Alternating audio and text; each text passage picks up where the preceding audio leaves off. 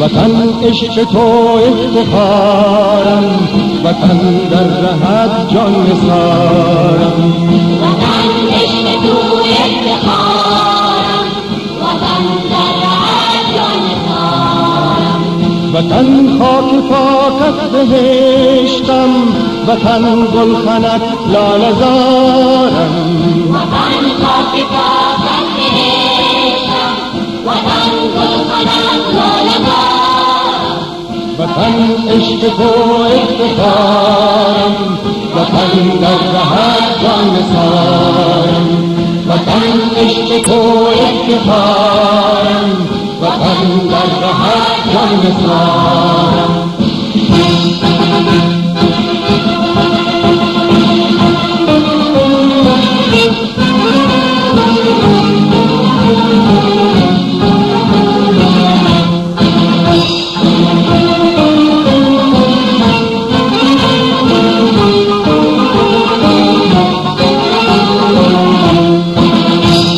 وطن عاشقم بر شکوهت، به از در بود سنگ کوهت. وطن عاشقم بر شکوهت، به از در بود سنگ کوهت. و من هر کجایی که باشم، توی جان فضا ای دیارم. و من هر کجایی که باشم، توی جان فضا ای دیارم. وطن عشق تو افتخارم، وطن در رهت جان نثارم. وطن عشق تو افتخارم، وطن در رهت جان نثارم.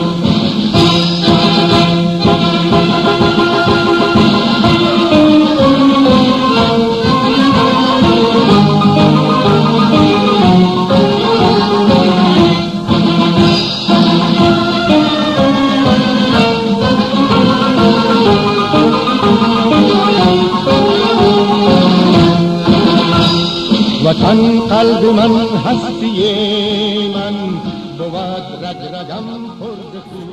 نخست از همه سلامای فراوان خود را خدمت هموطنان عزیز و گرامی تقدیم می‌دارم و تشریف آوری شما دوستان و عزیزان را در محفل امروزی ما که به مناسبت تجلیل از 90مین سالگرد استرداد استقلال کشور عزیز ما افغانستان خیر مقدم می‌گوییم.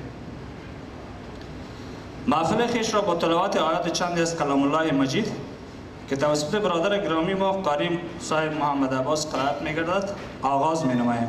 از قاری صاحب خواهشمندیم تا روی استیج بیاییم. تشکر.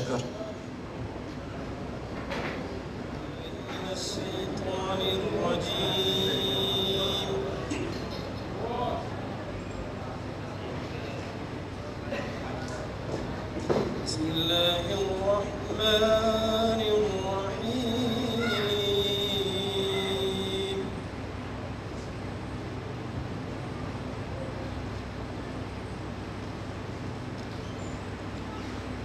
ألف لام را.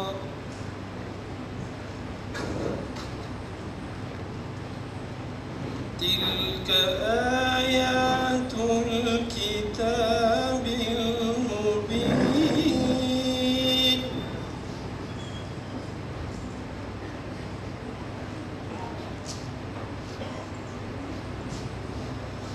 إنا أنزلناه قرآنا عربيا.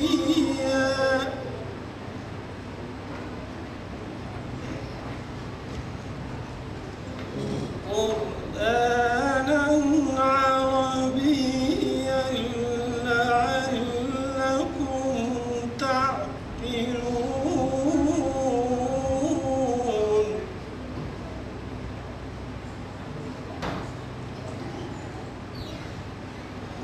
نحن نقص عليك بأحسن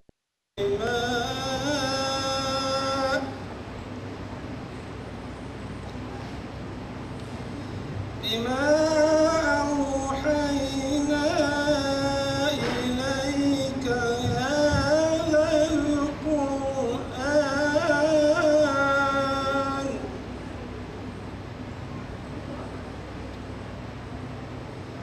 وإن كنت من قبله لمن الغافلين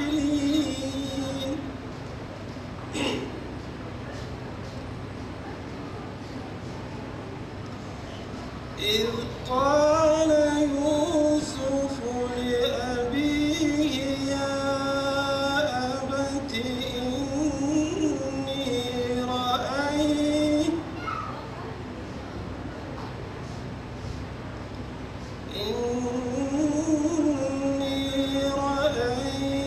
11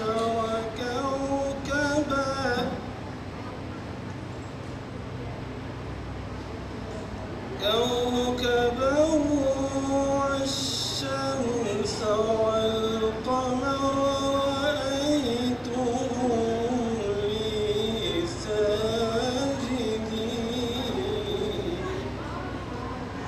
سبحان ربك رب العزة عما يصفون وسلام على المرسلين والحمد لله رب العالمين.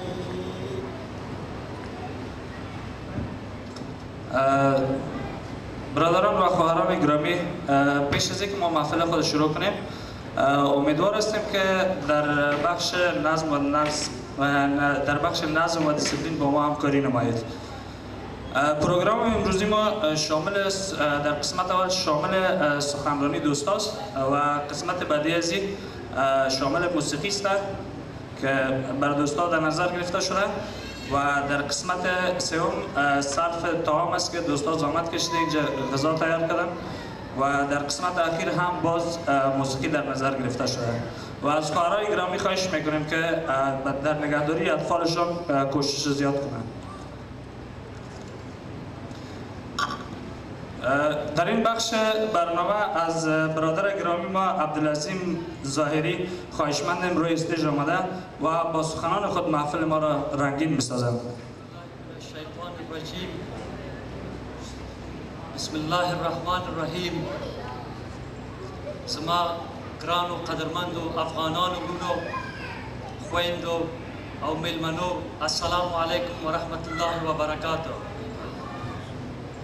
لومړی د هر څه ستاسو راتګ دغه مجلس ته دغه محفل ته چې د افغانستان د ازادۍ جشن ده د زړه له کومه تاسو ته ښه راغلاست وایم او تاسو ته تبریکي ورکوم. ورونو تاسو خبر یاست چې په تاریخ کې زموږ پلرونو نیکونو خپلې ډېرې مشقت مبارزو او د ډېرې جانبازیو د زحمت خپل د افغانستان آزادۍ د انګریزانو نه یې واخیستل. البته دا لومړي ځل نه و چې انګریزانو سره زموږ جهاد او زموږ مبارزه و. دویم جنګ وشوه، دریم جنګ وشوه، زموږ قیور، زموږ مجاهد او زموږ باغیرت افغانان غازیان لکه وزیر محمد اکبر خان، ملا مشک علم او میر مسجدي غازیان او داسې نور مجاهد قهرمانان دوی زموږ د افغانستان ازادي ترلاسه کړل. ورونو موږ او تاسو باید یو شی هیر نه کړو. ازادي مو واخیستل، افغانستان آزاد شول، خو موږ څنګه کولی شو چې ځان آزاد او باغیرت او باعزت وساتو؟ هغه زموږ اتفاق، زموږ اتحاد، زموږ همکاري د یو بل ورور سره دی.